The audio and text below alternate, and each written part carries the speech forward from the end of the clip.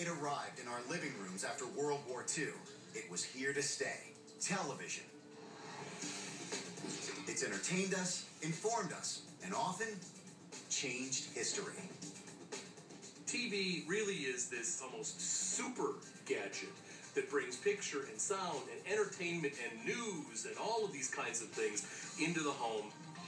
The idea of a technology which allows you to reach hundreds of millions of people, that they will sit there obediently and listen to you for long periods of time, the idea of prime time, are completely new ideas in human history. Television first gave us a much wider image of what was going on around the world. We saw that in things like coverage of the Vietnam War. Dan Rather cut his teeth reporting on combat from the jungles of Vietnam. The Vietnam War was the first television war, because while there was no live coverage from the battles, there were vivid pictures. You didn't have to imagine it anymore. You'd seen it. And it brought the protests against the war live right into living rooms all over. One thing to read about it, another thing to see it right in your living room.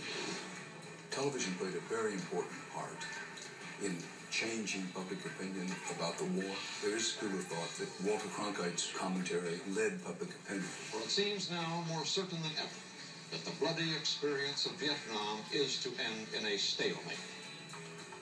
It changed the nature of war coverage forever, but it also changed society, and I would argue changed the world to no small degree. Number 2. Our experts argue television only traveled a path blazed by this gadget. Radio. It was the first modern mass medium with the power to influence millions of people. Radio has stayed relevant and refuses to fade into history. Radio is an astonishing, powerful gadget. For the very first time, you could get a report of something happening on the other side of the planet. That for the first time, the planet was a complete circle. Radio introduces this huge culture that never stops, that's available at the flip of a switch. That changed the nature of the American home in really significant and profound ways. But radio didn't start out as entertainment.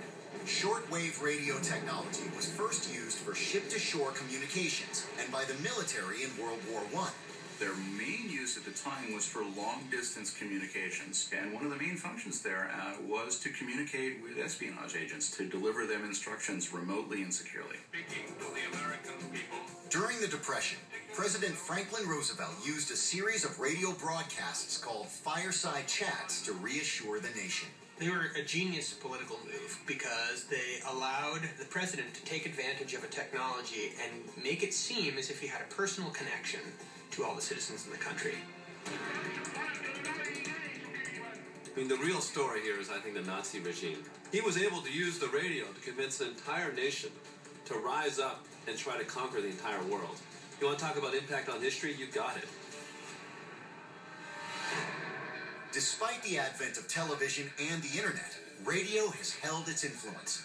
More than 236 million people still listen every week. The reason the radio is still relevant is that the car still retains such an importance. And if you look at the audiences for radio shows, they're actually quite huge. They're bigger than television. Love them or hate them, nobody has a wider reach than radio juggernauts Rush Limbaugh and Howard Stern. Combined, they're heard by nearly 25 million people each week. And like Roosevelt, they use radio to influence their audiences and sway opinion. We've given you 100 gadgets that changed the world. So